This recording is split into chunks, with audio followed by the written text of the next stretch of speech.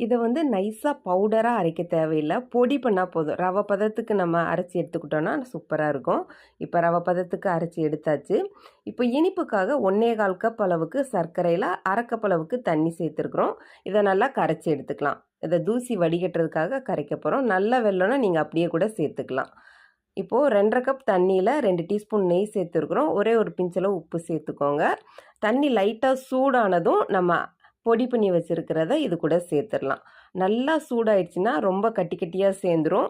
அங்கங்க புள்ளி புள்ளியா வர மாரி கொதிக்க வர்றதுக்கு முன்னாடி ஸ்டேஜ் இருக்கும் இல்லையா? அந்த டைம்ல நீங்க சேர்த்து கிண்டினீங்கன்னா சூப்பரா ஈஸியா பண்ணலாம்.